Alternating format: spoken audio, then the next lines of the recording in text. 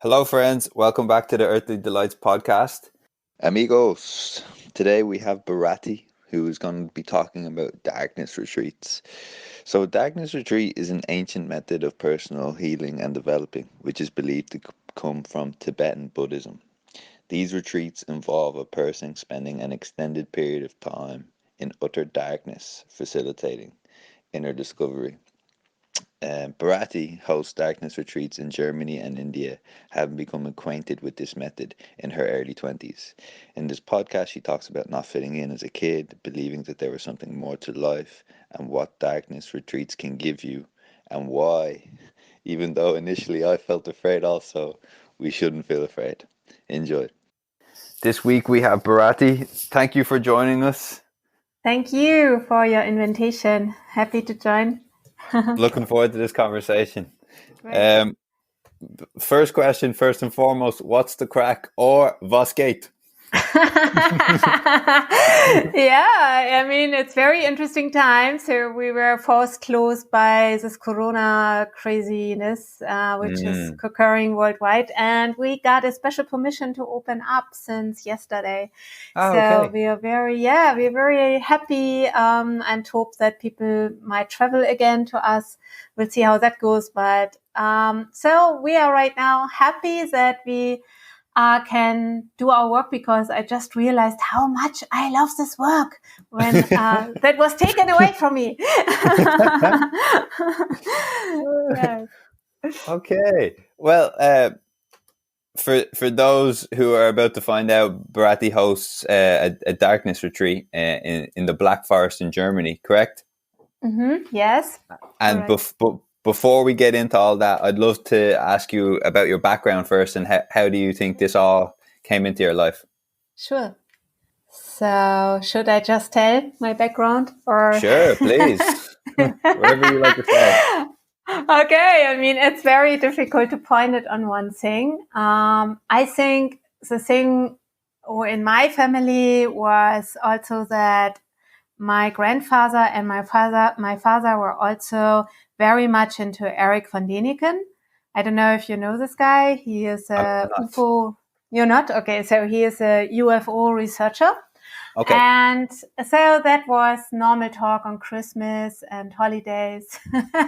So I'm already was born into a family that had a very open mind to certain things. Okay. Mm-hmm. And also my grandmother, she had some experiences, also very high spiritual experiences, and her mother also. So for me, it was more like a normal thing that people have also different stages of consciousness. So I was more surprised later to find out that that is not normal, that not everybody's talking about UFOs,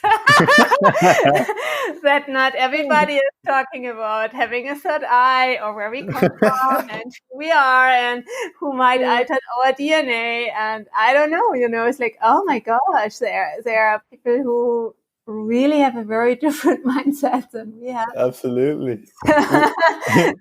When did you come across this? Were you just at your friend's house when you were a kid, or? Yeah, when I was a kid. So some people thought it's a little weird what I'm talking about. And later also when the first party started, then I always felt like, oh, that is very, how you say in English, like superficial, like very, it went not deep enough. So so that is when I started to realize something going on here with me or the others. Okay. And then what were your next steps then when you made this realization? How did you go about? I tried to fit for a while, which made me very unhappy. I tried to fit in this normal society, but this trying of fitting just lasts very, very few months and years. Then when I was in my beginning of 20 years, 21, I went to the Philippines to study with a Philippinic shamanic priest. Okay. So I had not long patience to try to fit in. And And that is when the journey actually really happened to become very, very strong and intense. Yeah. Okay. Mm-hmm. Then I came, yeah. Mm-hmm. Sorry, and can I ask just, when you said it was difficult and you tried to fit in, was there like really nobody outside your family that kind of understood where you're coming from? Like, did you really feel quite isolated and alone, or were there a few friends? It was just generally... No, many friends understood, but it's like kind of they're doing parties and doing drugs and stuff, and I was like kind of okay. I also did that alone, but kind of I felt this is not, that's not for me. Just working a job which is not really interesting me. And then doing party on the weekends. I mean, there must be more to life. So I always had this feeling, there was a longing in me because as a kid, I had some spiritual experiences, which are very beautiful. And when I grew older, I felt like maybe I missed those experiences. So I don't know why, but it closed, some energy channels closed down for a while. And I really wanted to get them back. And that is where I felt like, oh, I have to get a teacher. I have to get some experiences. And this is what really brought me to the next step. And on the Philippines, I was only a month. Then I came back to Germany. But then later on, I went for 10 years to India. So there my real journey started. Okay. Can you tell us about the initial month in the Philippines and then your period in India? Yeah, I mean, as a priest, shamanic on the Philippines, he taught some techniques about, how to heal and how to work with the elements, but also about what might happen in the future. And I felt like, wow, there are some deep truths in it. And many things happened, what he talked about. I mean, it's a long time ago now. And also he teaches some techniques, how you can feel that energy when you do healings very strongly and how you can see energy. And I started to see that, like I start to see energy around trees and, around people. So we call it aura. And so I was able to start to see that, and it was like exciting. I felt like, wow, that's cool. I want more of that. So, I mean, it was, the longing was very strong to really, I really wanted to research all of that. And then when I went back to Germany, I did a lot of healings and I did also seminars, and I felt like, yeah, I'm healing people, or the energy through me heals people, and a lot of things happening. But same time, I wanted to have more deeper experiences. So that longing never went away. And yeah, so that was always driven me. Okay. And then how long did you spend in Germany before you went you moved to India?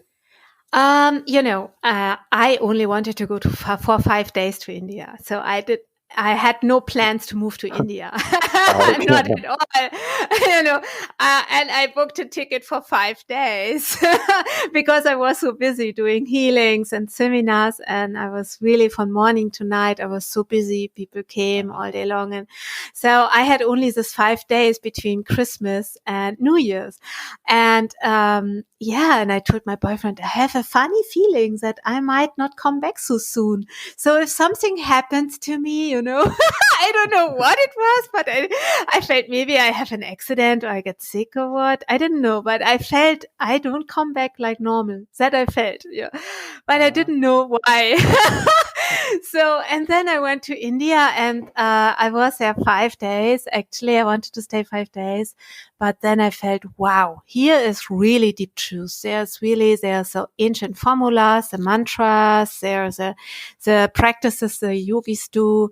And then I felt, okay, so I can just dive in or really practicing and really see if that really opens up my energy channels or not. So, and then I decided, okay, I stay one more week. So over the time, it became 10 years. So in between, I went back and, tried to be there for 3-4 weeks. But yeah, so that was pretty much my life then for 10 years. Mm-hmm. Okay. And so you studied Vedic philosophy when you went to India, correct? Yes and no. So I had a very strong teacher, and he was teaching a lot of mantras. So it was sitting and chanting with your mala and really doing meditation. And it was really practicing spirituality also. Later on, I also met a lot of yogis, and also, which was really beautiful, a lot of yoginis. But that was only at the end of my journey, because I really wanted to see the female yogis also. Yeah. Okay. And then at what point did you then first come across the idea of a darkness healing power, Retreat. I suppose? Yeah. So anyhow, that was really interesting. That happened before I even went to India. I heard that from a shamanic woman. She said, oh, there are some shamanic tribes and they go in complete darkness, and I might put a room in darkness, and if you want, you can do a retreat. So that was even before I went to India. And that was the first time I heard about it, but then India came in between. And then, but then in India, I met a lot of yogis who did that also, even, even for years. I mean, it's amazing, what kind of sadhana, that means spiritual practice, or some people are able to do. It's amazing. So, and at some point I also, got, initiation in some mantra, in some very special powerful mantra, and the information I should not speak for 1 month, and I should also do my sadhana in a dark place. So I also was sitting, doing sadhana in India also, for 1 month in a dark place alone. But that I feel is still so different than here, because India, is India. So if you sit in a place there, it's different than sitting in a darkness retreat where you have a bed and a toilet and you're pretty relaxed and everything is taken care of. So, but there I had a strong experience of my senses are opening up a lot. But it's also this combination of silence and darkness is also a very strong one also. Thanks. Yeah. And can you tell the listeners about your first darkness retreat and what was going through your mind the first few days? Because I know many people think that this is probably their idea of hell, Sounds so terrifying. Yeah, so maybe I can say I had kind of that experience in India and then another one in German. So that one in India was different because I was really isolated, and everybody else in the ashram were able to talk, and they had a very great time. And instead of being happy for them, I felt a lot of jealous because I could hear them sometimes. And I think now that was very powerful to see all the blockages, to see the jealousy and why I cannot just be happy. If these are my friends, I mean, that's beautiful. They're outside, right? And having fun. So all these blockages came up, jealous, and then also not trusting the process, thinking of, what I'm doing here. I'm sitting here in a cave. I mean, come on. I'm in India. I'm sitting in the dark. At least I can be out in the sun, A lot of, of course, a lot of doubts came up. The second retreat, the one where I felt more relaxed in Germany, that was very different. There I knew already that my mind can go a little off, so I can watch my mind. And in my second retreat, actually, I couldn't wait to go in. And so I really wanted to go in, and I was so happy, and I didn't have that at all. So I think every retreat is really, pressing the buttons where you have to heal. And in my first retreat, I had a lot to heal and to look at that time. And how do you think so for instance, when you're talking about these jealousies or what you call blockages, when they came up, do you think this time alone in the dark can help you process these and kind of, I don't know, untie yourself with these knots? How do you think it works? Yeah, I mean, my first retreat was a month, it was 4 weeks. So I had a lot of time because, of course, I had in between the thought, okay, I'm just sneaking out. I take the next plane to Germany. This is so crazy. And I see that here in our Darkness Retreat Center also sometimes that people feel this is too much, that they have the feeling of wanting to escape and they want to leave earlier. And so that's why I think it's better not to do a full 100% complete silent retreat in the beginning. That's why I'm also giving the option to go once a day inside to talk to the people, and help them through the process and, being there and supporting them and, giving a lot of love and care. And because that can be sometimes very uplifting and supportive.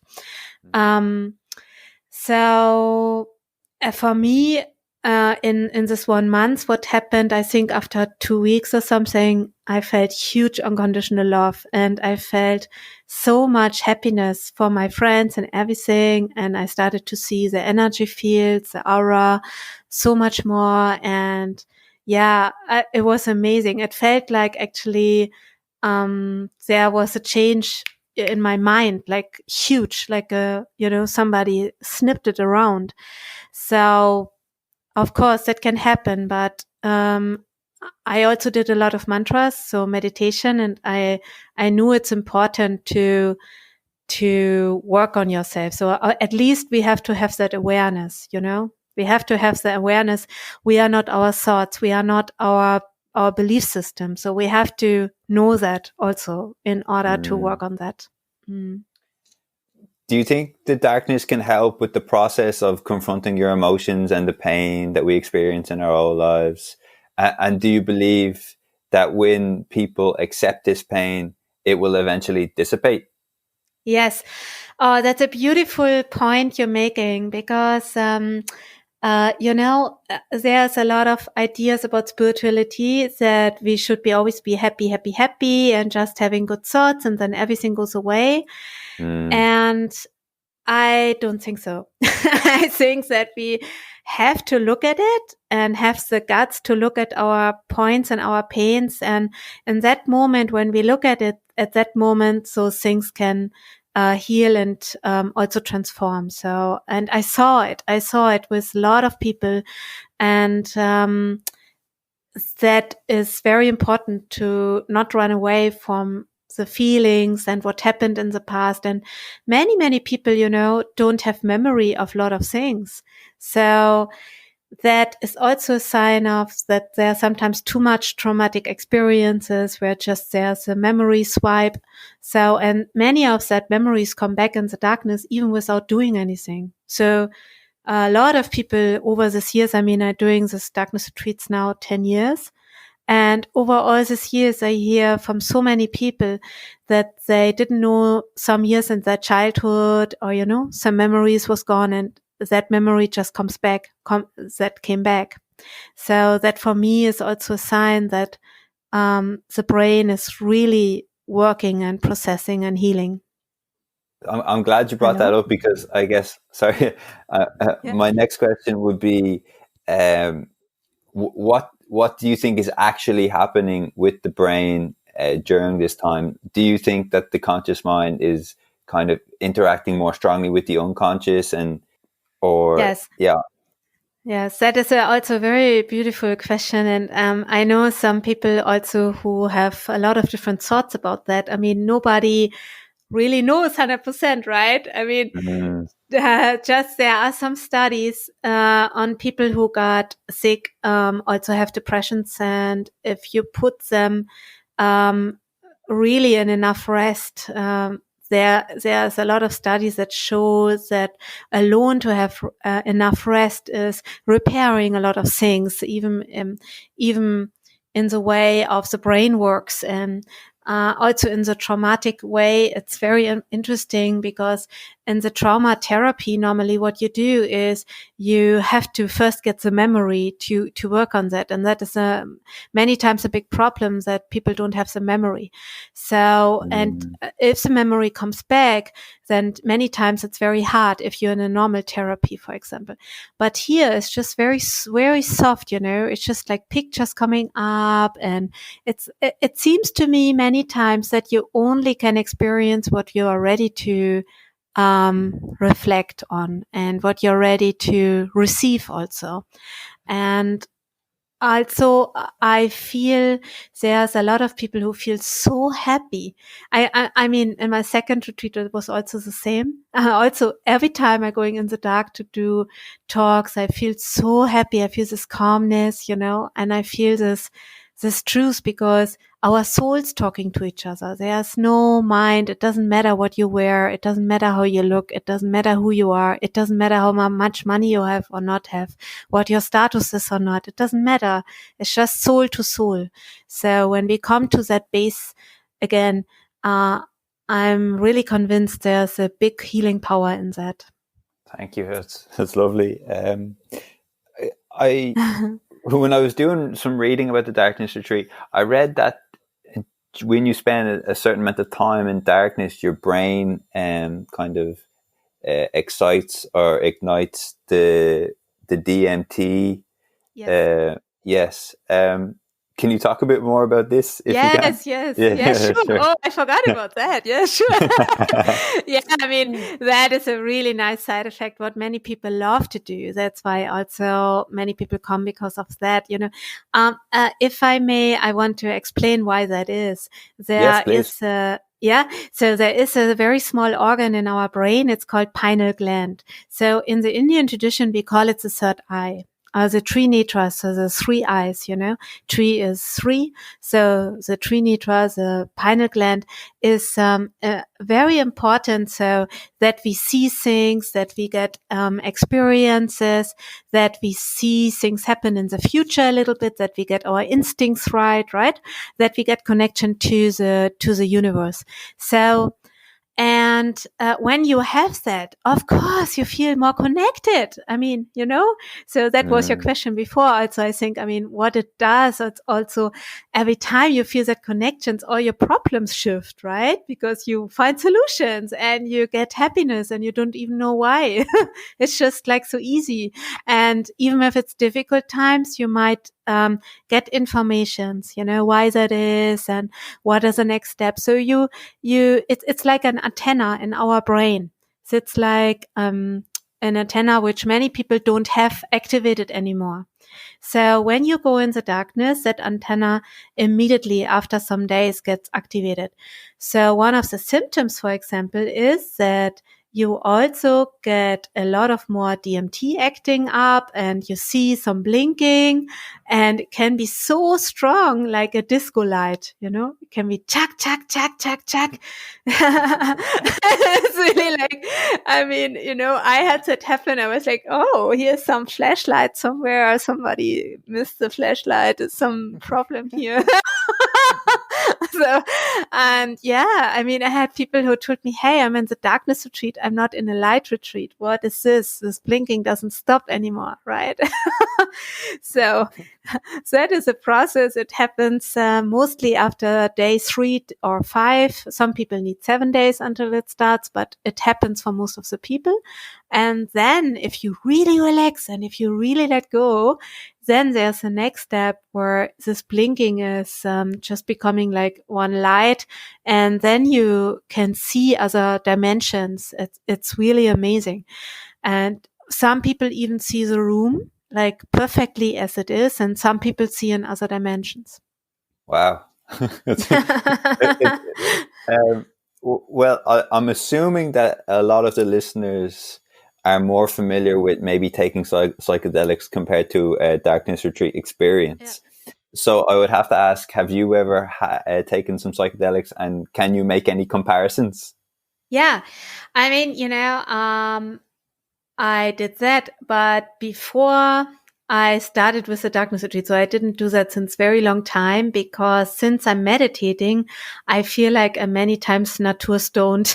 So I don't think I need to take it. I have a lot of experiences where I sometimes more have the, let's say, problem to focus on this world and, to put that logically thinking on. And so I have a lot of experiences. So, but yes, of course, in the beginning, especially when I was 14, 15, 16 to 20, I experimented with different things. Yes, very active actually. And and one thing I experimented also, and I think that is a really interesting experience I had, was one time with LSD. It was not much, it was a little bit, but immediately I could hear into, between the walls, behind the walls. So my consciousness was boom, super exploded. And when I was meditating in India, also, in the cave, I had the same experience without LSD. So, but on LSD, that just disappeared again, and I didn't feel so comfortable. I mean, I know there's some people who are taking very comfortable drugs, but I think I personally like it more when it comes naturally, because I feel like, okay, I'm okay, and this is not the drug doing it to me, but kind of, it's not like such a push. I remember being on LSD, feeling after a while like, oh, now I want to calm down, but it didn't stop. Then I felt very uncomfortable. In the darkness retreat and also meditation, mostly what happens, if you're not ready, you don't get that experience at all, or it stops once you have a fear. That's why working on the fear is so important, because most people want experiences, but when that happens, they have a lot of fear. I had that happen a lot of times in the darkness retreat. The emergency bell goes, oh, I saw somebody at the door. I said, yeah, that's so great. Yeah. Oh my gosh, this is really happening. Yeah. So many people have a lot of fear of the paranormal experiences. So that is very important if we want to have experience without drugs, about any help from outside. Then we really have to work on our fear, That actually brings perfectly into my next question, where it was going to be, why do you believe the idea of the darkness retreat is so daunting for many people? Do you think it's a lot to do with we don't want to confront our fears? Yes. I mean, I hear that still a lot. What are you doing? Darkness retreat? What is this? And yeah, I think it's one part, it's they're having a fear of of their own darkness, and also about confronting their fears. Yes, but also many people don't know who they are. And, there's a lot of identification in this world right now. What jobs they have, how they look, status symbols. And so, but at the end, what are you taking with you? And that is, I think, the point where many people are not used anymore to really feel who they are, and they're not that outside. They're the soul. So, and then also to be with yourself, it takes a lot of self-love. And that is what shocked me, when I came from India. I had this idea, wow, I'm doing now darkness retreats. In the beginning, I had only one room. Then later I had 2 rooms. So it started very slow, I didn't plan to have a center in the beginning. So, and I started that, it just happened step by step. And I started that with that intention to bring people to high spiritual experiences. And I was shocked that this was not possible with most of them. I was like, what is this? And then I found out how much pain so many beautiful people have in their hearts, and that comes out in the darkness, and so many issues. And so right now I think it's only 5% who are really ready for having that real spiritual experiences. So somewhere I feel right now you have to do that work, even outside, before you come to the darkness retreat, or here. But I think the darkness is a very fast way to do that cleaning and the purification and to reset. Carl Jung said that what you resist persists. Do you think this is definitely the case here? Absolutely. And I think I also see that in many things, not just in the darkness retreat. I mean, I see that in many things, and also in the way of people looking at the news and people looking at that their and the happenings in the world, that many people have a fear to really look what's going on. I don't know, there is so much fear about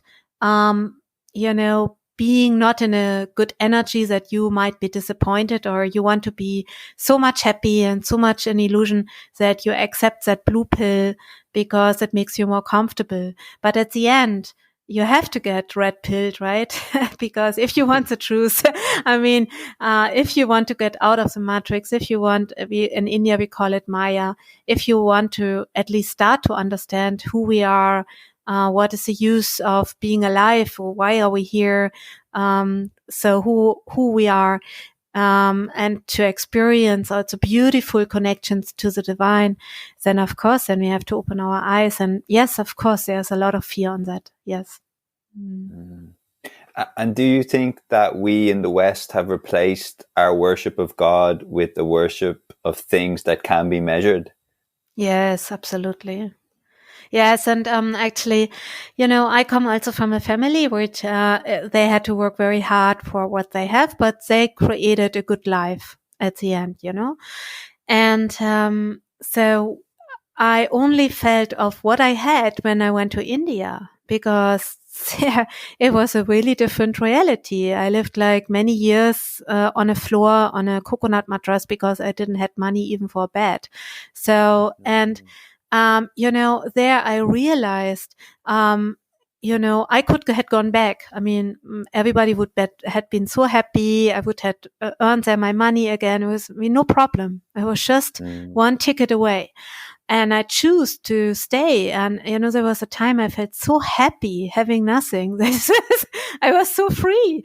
But it was not in the beginning. I was a lot of, even I thought I will not have attachment. I had huge attachment, and I just had a sheep car. I had cried over my beautiful yellow sheep car, and that that I don't have holidays like others, and I don't know what, our attachments are so strong. And I think one of the reasons is that the attachments are giving us for a moment that feeling of control, and that feeling of every time we buy something, we feel like, oh, now I have that, so you're feeling like you're the doer, you're feeling empowered. But that, I think, at the end, we all have to drop our bodies sometime. And latest then, there we have to do that detachment work. And I love that quote of many yogis in India, as I say, it's not a shame. It's not bad to have things. There are a lot of people who have a lot of things and also money and wealth. No problem. But the attachment and the meaning we're giving it, that is a problem. So it's not that we have them, it's what they mean to us.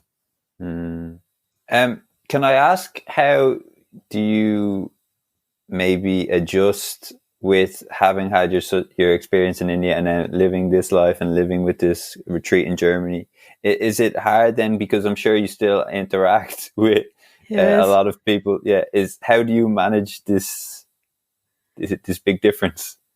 Yeah. One part is I don't really care so much. And I think many people don't understand that. And, and I'm not easily impressed by money or status. And I think that that is really comes to that what you ask. I mean, and one part, it makes me also very sad that we limited, or many people are limited to that, I mean, not everybody. I mean, there are a lot of people who have money, who are great and who are doing good things and who are really good people. So that's not the point. But I feel it difficult that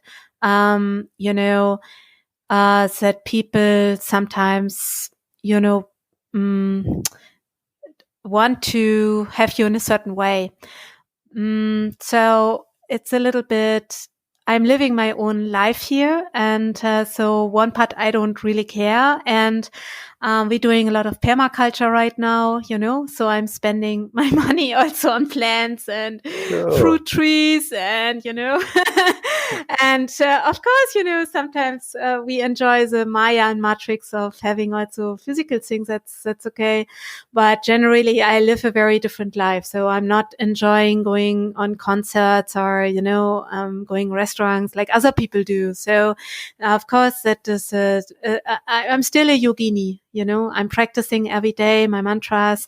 So I'm living the outside a little bit normal life, more normal than before, because I have now a center, whereas it's also, people working in it, and it's like a business, and I have kids, and that grounds me a lot. Since I'm married, that's huge grounding.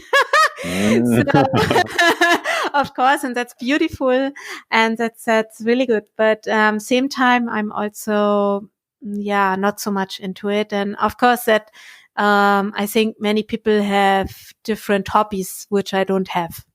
So that is not I don't feel I have a problem with that. I think that's more the problem of other people who want me to be a certain way. Thanks for that.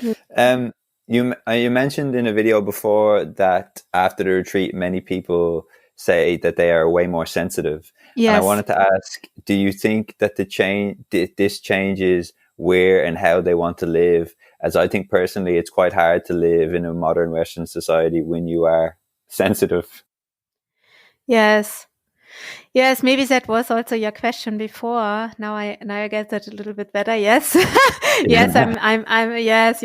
So that's true. I'm more sensitive, and I also cannot imagine, for example, to have to live in a city or something. And it's very interesting. I had to go for family reasons last year to New York, and I was really oh my gosh, I mean, wow.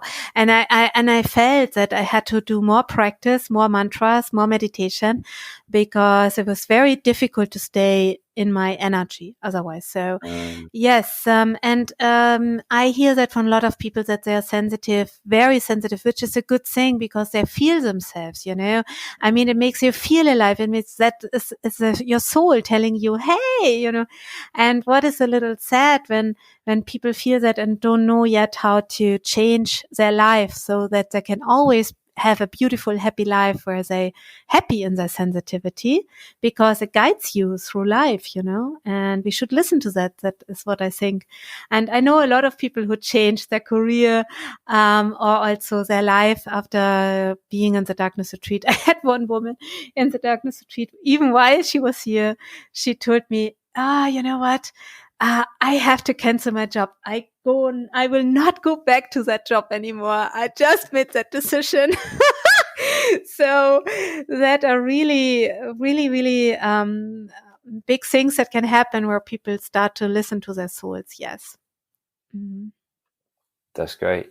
I wanted to know also the demographic or the demographic of people that come to the darkness retreat and what they hope to get from it, because I understand that you have quite a varied bunch of people coming in for different reasons. Yes. So that's interesting. Yes. So in the beginning I felt, oh yeah, I would love to guide people to spiritual experiences and out of body experiences and lucid dreaming, because that's some of my hobbies, and I'm also practicing and teaching on that since many years.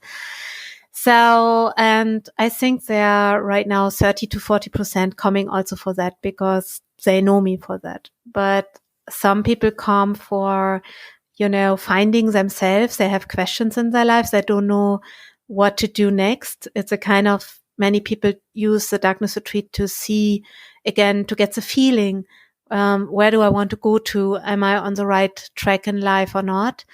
And some people also come, it's very interesting to really work with me on some issues. So they know that, but that are people who know me. And mostly they know me from before, from another retreat or something, and say, I have this big issue. I really had that problem with my parents before, and I feel I took it these patterns into my life right now, and I don't want to give that to my kids, that patterns. Can I come 10 days and we work on that subject? So I also have a lot of these people which I really love because then there's no hiding. So we really open up and we really can do a lot of things. That's great. And then there are some people who are also overworked, and some people who really burned out, a lot of burnout, a lot of sadness. I had even people with depressions, and yeah, I mean, all kinds of things. And for people listening who are trying to picture what exactly happens during the retreat, can you just give more detail? That you walk into the room is completely dark. Mm-hmm. You give food, you give advice once a day, or can you expand on this, please?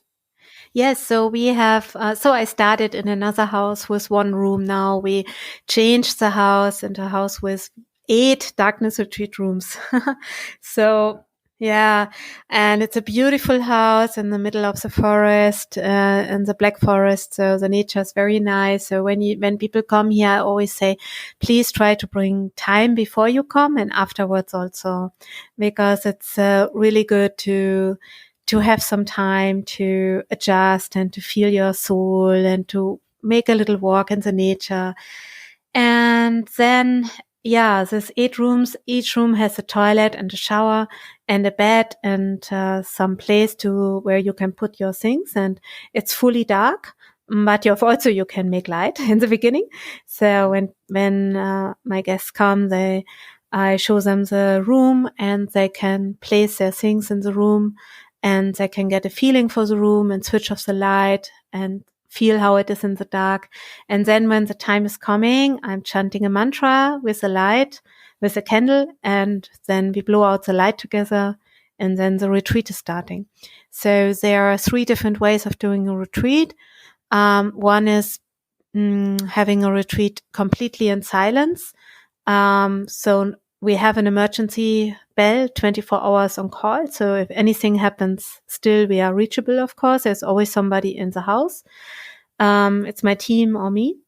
And but I only recommend the complete silent only for people who already did Vipassana or longer meditation sessions or silent retreats before. Then we have the retreat where I come once a day for a talk. And so we work together, and I don't have a plan. So I only feel what is there, what the energy is there, what that energy field needs right now. And I come in and I just ask, can I sit here? Of course, all full in darkness. And I love to do the talks in the darkness because there's a different energy as if we talk over the light. It's just a soul to soul talk. And so, yeah, then something comes up always. The time is mostly running so fast. So, yeah, sometimes an hour feels like 10 minutes. Yeah, because there's no time there. It's different time. And my team is preparing food and also smoothies and tea. And in front of each room, there is a table. And that corridor is also dark. And so we ring a little bell when the food is ready or the drinks, and then you can take it out from the corridor, from your table. So yeah. And in the groups, that is the 3rd way of doing a retreat. Everybody has their own room, but once a day I'm meeting, once a day or once, sometimes even twice a day, I meet with a group. And we talk in a group room, and I love groups. That's always so amazing. So I have an astral projection group, and I have a healing group, and so yeah, that are my both favorite groups I'm doing. Great. And is there things that people can do to prepare for this? Do you recommend that people have meditated for a while beforehand, or do you think that the majority of the population can just walk into a 5 or 6 day darkness retreat? Yeah, I think everybody can walk in. It's just, nobody would walk in if they don't have the calling. So, and I mean, I had that happen that, just recently before we had to close down for a while, somebody came and he actually wanted to do just a 3-day retreat, which I feel is very too less time because it needs more time for the pineal gland, to be activated and things. But, after a few hours, he already was standing outside again. I think, what are you doing? You should not go outside by yourself. I'm happy to bring you outside with your eye mask on, and he was like, oh, that's too much. That's too much. It was too much. Like, what happened? I mean, that can happen, that his pineal gland just popped open the minute he went in, and he just had all that visions, and he saw so many fractures of things and mandalas and colors, and wow. And he was thinking we put some drugs in his glass water. I said, no. I mean, so he's like, oh my gosh, no, this is so crazy.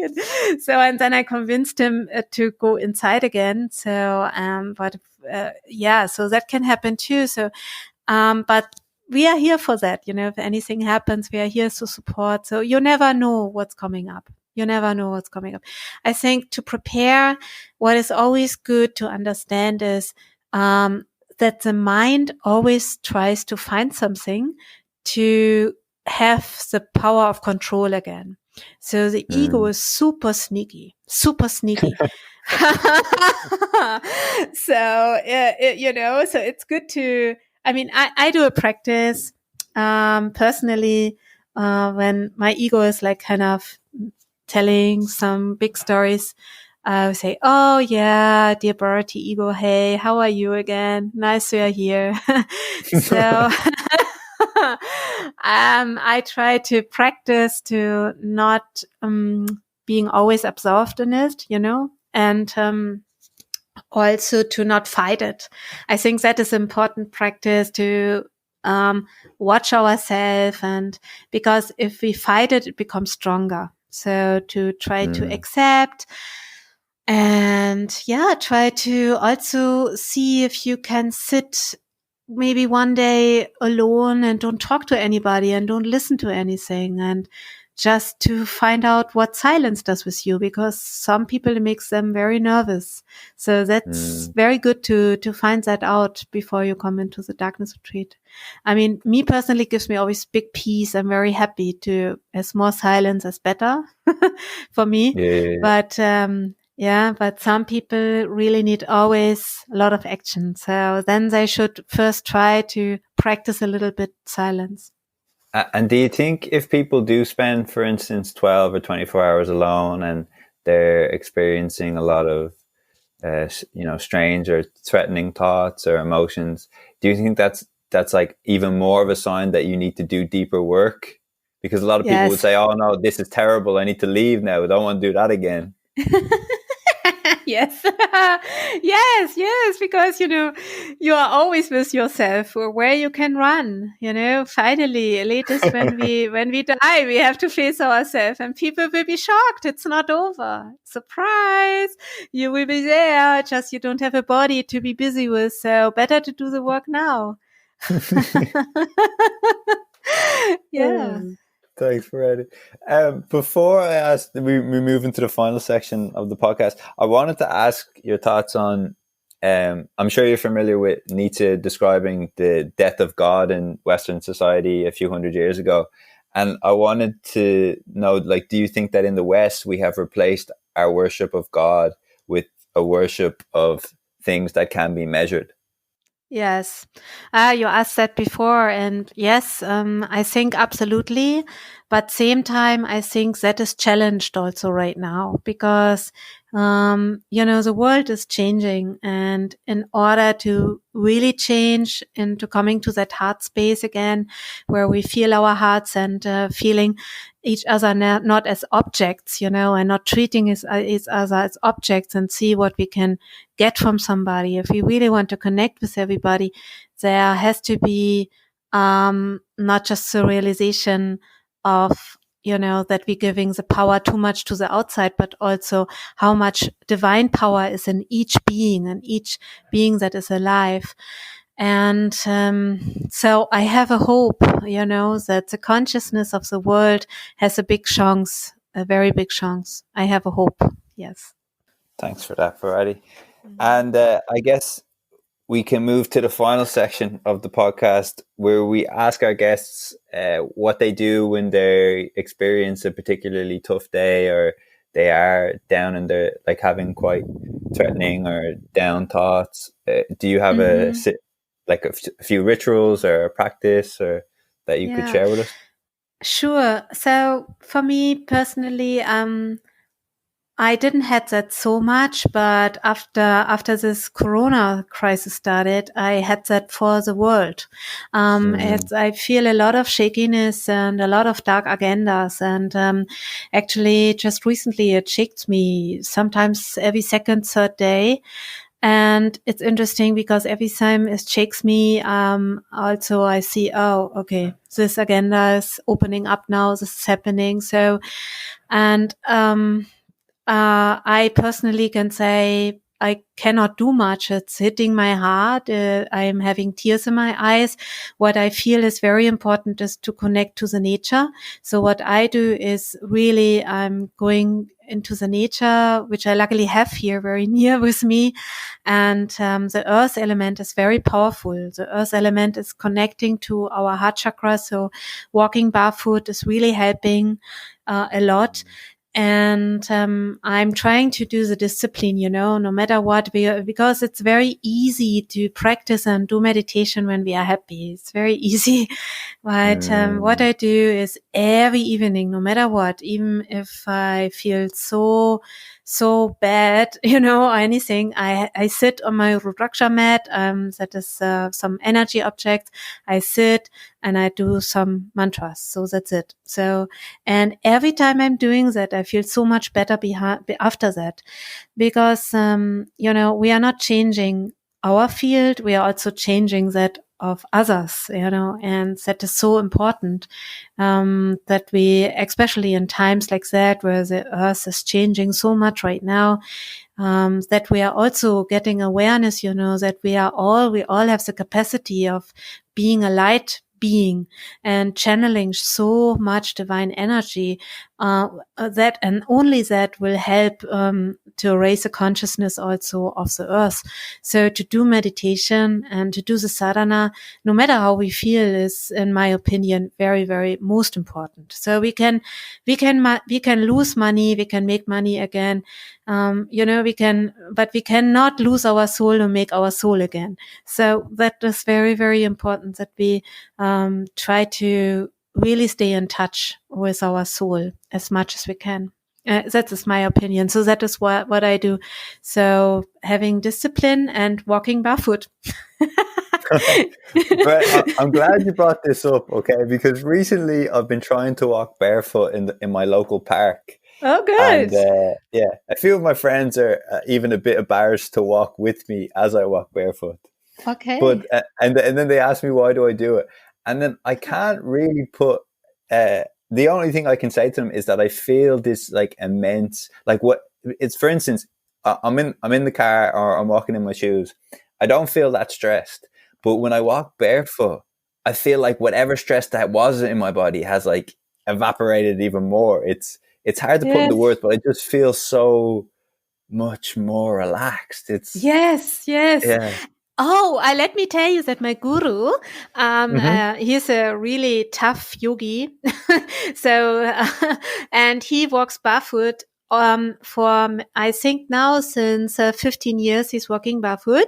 He never puts on shoes, and he even walked in the Himalaya barefoot in the snow. I mean, unbelievable. I just said that. Yeah. So, and he told me too. And even, one time I invited him to us in India. We have a small house I rented, and I asked him to come to us, and we had a guest bed, and he said, "No, I don't want to stay in the guest bed." I said, "Why?" "No, can you not get me like some blanket on the floor? It's much better to decharge the energy and connect with the earth." And I was like, wow. Wow. Yes. Okay. And that's probably what we're doing when we're walking barefoot. Yes. Yeah, Mm. we're connecting to Earth, and I think that's why also the very old days, all the darkness retreats were done in caves, because the caves are also connecting so much to the Mother Earth, and that's why I personally feel it's very important to connect to the nature, because it's our real mother. It has a lot to give to us. That's beautiful. Thank you, Bharati. Before we go, I will provide the links of your website, of the Darkness Retreat, and your personal Facebook when we release the podcast. But is there anything that you'd like to say to the listeners if they're possibly a little interested, or before we go? Yeah, sure. So, don't be afraid, because I mean, I want to say that that we talked about now all of the things that might be scary and things, but there are a lot of people who go in the darkness and they're like, oh, this is so beautiful. I don't want to go out again, And so I had, like, for example, Danilo, he came from Brazil, and he planned to stay 21 days. And after 5 days, he's like, oh no, I have to stay longer. I have to stay 49 days. And Wow. so, yeah, he stayed 49 days in the darkness here with us in August. And he didn't, even after 49 days, he felt so sad to go out, because, that is the beauty as a yogi or yogini. Once you feel the inner peace, that is such a bliss, and everything out there in the Maya, you just like feel, oh my gosh, that's the interruption of the energy channels. So, I mean, that can happen too, that you're so happy. And I also know some people who had a lot of fear before and felt, oh no, that's nothing for me. But when they just felt, oh, okay, let me go a little bit into it. And when they came here and they just did a small retreat, they didn't have any fear inside. Because the most work, I think, we're not doing in the darkness, we do before we do that experiences, I get you. Yeah, even when I was listening to Aubrey Marcus, when he was discussing his time at your retreat center, he was also saying that when he left, he just had such a profound appreciation for the smallest of things that you forget about when you're not in a dark room. Right. He used the example of if you're on a plane, and a lot of people complain that when they're on a plane, there's nothing to do, and they just feel constricted. Right. And he's like, when you're in a dark room, there's nothing to do. When you're on the plane, you can listen to music, you can talk to people, you can read books, all of these things. And yeah, he just seemed totally appreciative of the whole experience, and it kind of opened him up to, I guess, the ignorance that we have sometimes when we're walking around things and we don't really appreciate even the small things. I mean, we all have that. And I remember that too. One of my retreats, I came out and was like, oh my gosh, is this green so green? I never saw this so green. And I started to cry because this nature was so beautiful. And I felt so guilty of not seeing that before, right? I was like, oh my gosh, why I'm in this illusion? And Aubrey also, he had it hugely. I mean, it touched my heart so deeply. How he kind of really saw, that kind of matrix and Maya, and wow, I mean, I felt his big heart there. It was really, really touching. Yeah. It's amazing how we almost have to have something taken away from us for us to really see it with like these fresh new eyes. Yes. Well, thank you so much, Bharati. This is I really enjoyed this conversation. Yes, I'm too. Thank you. That's really nice. And yeah, maybe one thing also I want to share what you just said. We have to take it away until we see what's there. In the, there are some traditions in Tibet. So, that was also 49-day initiation into darkness. And later on they do other ones. Like, can you imagine 3-year retreats? 3 years. 3 years, 3 months, 3 days, My gosh, no. So I don't do that here, but the maximum I did was 70 days. So somebody was for 70 days. Yeah, that was the maximum until now. But the point is that if you're lucky, that appreciation you have, when you come out of the darkness, that might stay.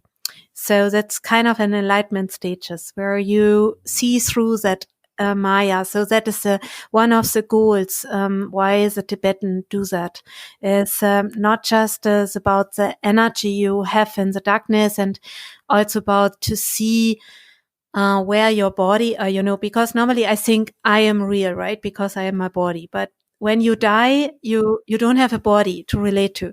So in the darkness, you can play with that. Most of the people after a long time in the darkness, they get out of body experiences, even if it's by accident. They get lucid dreams and things. So, and then they can see, what I can create with my soul, and what do I create with my body, and what creates the illusion.